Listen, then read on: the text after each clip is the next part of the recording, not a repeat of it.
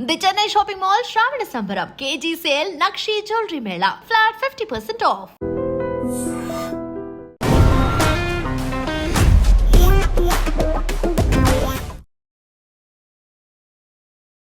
Hi hello నమస్తే welcome back to our channel. నేను మీ వైషు.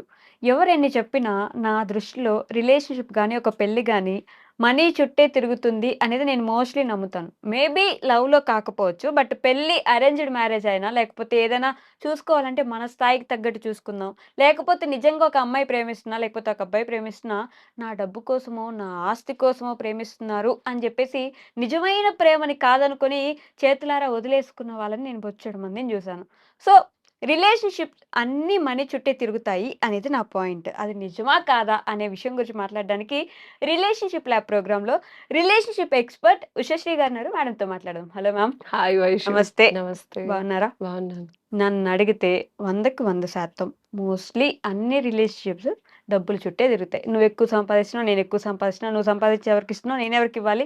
లేకపోతే అసలు ప్రేమ దగ్గరైతే అమ్మో! నా డబ్బుల కోసమే ప్రేమిస్తుందేమో, నా దగ్గర డబ్బులు లేకపోతే ప్రేమించదేమో, నాకు ఆస్తుందిగా నేను కూడా ఆస్తున్నోళ్ళనే చూసుకుంటా, ఈ అమ్మాయిని వదిలేద్దాం. ఇలాంటివే జరుగుతూ ఉంటాయని నా క్వెషన్. అంటే మనీ చుట్టే తిరుగుతాయని. అది నిజమా? కాదంటారా? తప్పేముంది అందులో? తప్పేముందా?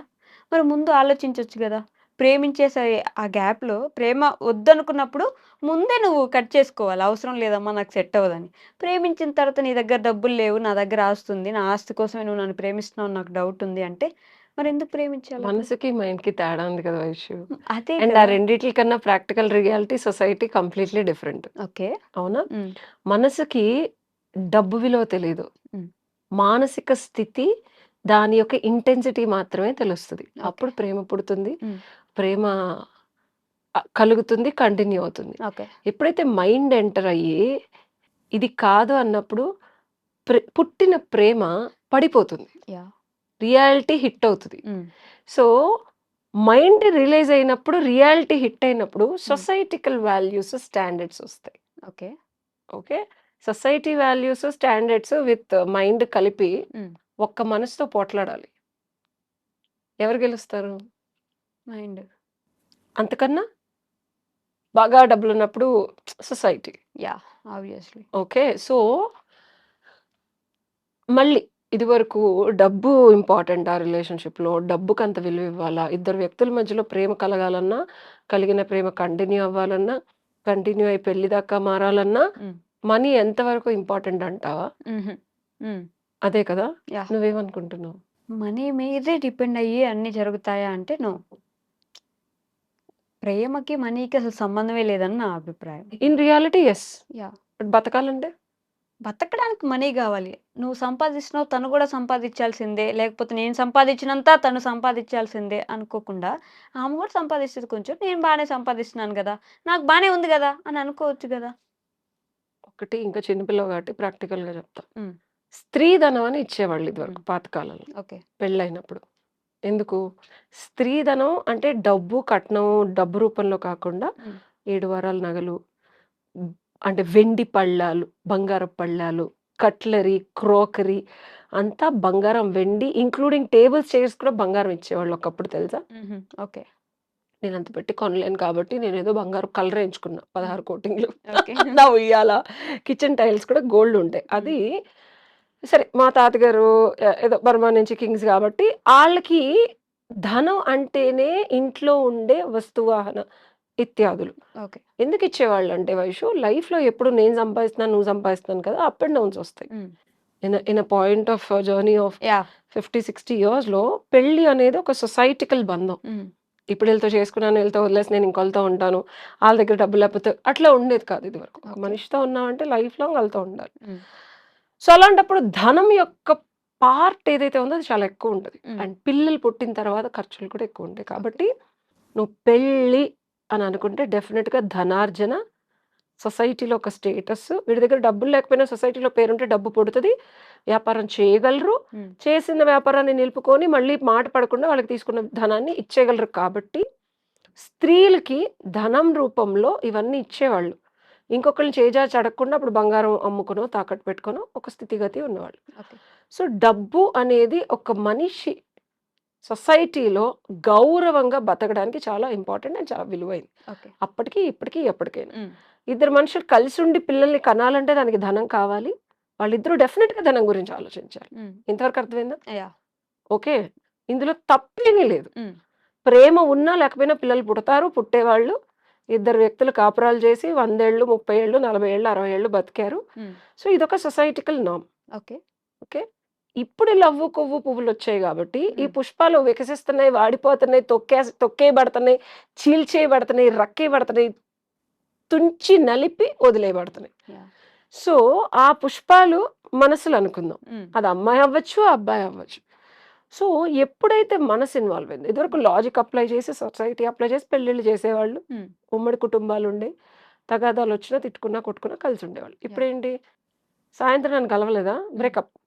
ఇంకోడితో బయటికెళ్తున్నా. హ్మ్. నా బర్త్‌డేకి సర్ప్రైజ్ ఇవ్వలేదే. 12కి అందరు గర్ల్ ఫ్రెండ్స్‌కి చూపించినట్టు లవ్ చూపించలేదు. నా మీద లవ్ లేదనుకుంటా. హ్మ్. ఇంకోడితో ఇమ్మీడియేట్‌గా టిండర్‌లో టెక్స్టింగ్. ఓకే. 10 ఏళ్ళు రిలేషన్‌షిప్‌లో ఉన్నాము. లివ్ ఇన్‌లో. బట్ ఈ 10 ఏళ్ళు ఎలా చూసుకున్నాడో చూసుకున్నాడు. హ్మ్. వాళ్ళ ఫాదర్ పోయారు. అండ్ తన ఆస్తులన్నీ ఐపీ పెట్టేశారు. ఇంకొక అబ్బాయిని చూసుకుంటున్నాను. మరి ఈ 10 ఏళ్ల రిలేషన్‌షిప్ హ్మ్. పాస్ట్ బావుంది. ఫ్యూచర్‌లో క్లారిటీ లేదు. యాహ్! డబ్బు లేకుండా నన్నేం చూసుకుంటాడు? హ్మ్. సో, ఇప్పుడున్న ఉదాంతాల ప్రకారం ప్రేమ డబ్బులు అవసరం లేదు వైష్. రైట్. ఇది నేను పచ్చిగా చెప్తున్నా. హ్మ్. నీకు వ్యత్యాసం చెప్తున్నా. ఓకే. ఇద్దరి మధ్యలో ప్రేమ పుట్టడానికి గాని, ప్రేమ గడపటానికి ఇద్దరు మనుషులు ప్రేమగా గడపడానికి కానీ డబ్బు అవసరం లేదు. హ్మ్. బట్ ప్రేమని వ్యక్తపరిచిన తర్వాత హ్మ్. ఆ మనిషితో మనం జీవితం పంచుకుందాము. Long term రిలేషన్‌షిప్‌లోకెళ్దాము. అంటే అంతే అదేంటి అలా మాట్లాడతారు? ప్రేమిస్తే లవ్ చేసిన తర్వాత పెళ్ళే కదా అంటావు నువ్వు. హ్మ్. బట్ సొసైటీ మారిపోయిందిప్పుడు. Yeah! It's a different society. Yeah! నేను పెళ్లి ధనికుడిని చేసుకుంటా. హ్మ్. నువ్వు నా బాయ్ ఫ్రెండ్‌లా ఉండు. హ్మ్. నా లైఫ్ స్టైల్ ఆడిస్తాడు. నా సుఖం నువ్వివ్వు. ఓకే. ఇలా అనే అమ్మాయిలు ఎంతమంది లేరు? ఉండొచ్చు. ఓకే. సో, ఇప్పుడు నీ క్వెషన్ ఏంటి చెప్పు? నేను ఇచ్చిన క్లారిటీకి. ఇప్పుడు గూడా స్టిల్ నా క్వెషన్ అదే ఉంటది. డబ్బుని జూసో, లేకపోతే స్టేటస్ చూసో పెళ్లెందుకు జేసుకోవాలి అని. 100% చేసుకోవాలి వైషు. హ్మ్. 100% చేసుకోవాలి. మగపిల్లల సంగతి పక్కన మనం ఇంకో ఎపిసోడ్‌లో చేద్దాం గానీ, ఆడపిల్లలకి హ్మ్. ఇప్పుడు కాదు ఇది. కొన్ని కోట్ల సంవత్సరాల నుంచి మనం గడప అంటే ఇచ్చే బదులు ఒక అడుగు 2 మెట్లు ఎక్కువ వాళ్ళకివ్వాలి. ఆ! మనం ఆడపిల్లని అబ్బాయి తరఫున తెచ్చుకునే బదులు మనకన్నా 2 మెట్లు, 3 మెట్లు తక్కువ ఉన్నోళ్ళని తెచ్చుకోవాలి. హ్మ్. ఒక సంసారము సుఖంగా జరగాలి అంటే these are very important things. Yeah! Okay. పెళ్ళికైతే డబ్బు, సొసైటికల్ వాల్యూ, నలుగురిలో తనకున్న పరువు, పరపతి చాలా ఇంపార్టెంట్. హ్మ్. అదే నువ్వు ఒక మనిషిని ఇంకో కాంటెక్స్ట్‌లో అది సోల్ టై అవ్వనివ్వు, హ్మ్. సోల్‌మేట్స్ అవ్వనివ్వు, హ్మ్. రకరకాల సందర్భాల్లో నువ్వు ఇష్టపడినప్పుడు, హ్మ్. ఇష్టంలో కూడా అమ్మాయిలు ఈడికి డబ్బుంటే ఇష్టపడటం, డబ్బు లేకపోతే ఇష్టపడకుండా ఉండటం చేస్తున్నారు. ఓకే. సో, అది తప్పు, ఒప్పు అనేది ఎంచడానికి నాకు అర్హత లేదు. హ్మ్. ఎందుకంటే ఆ అమ్మాయి ఇష్టం అది. యాహ్! మనస్సు పడిన అబ్బాయికి ఏమీ లేకపోయినా జీవితాంతం 'జెర్సీ' మూవీలాగా కష్టపడి కాపురాలు లాక్కొచ్చిన అమ్మాయిలు కూడా ఉన్నారు. హ్మ్. సో, మనం డినై చేయకూడదది. రైట్. సో, నేను దీనికి ఏకీభవిస్తాను. ఒకళ్ళని పెళ్లి చేసుకునేటప్పుడు డబ్బులు కావాలి కానీ, హ్మ్.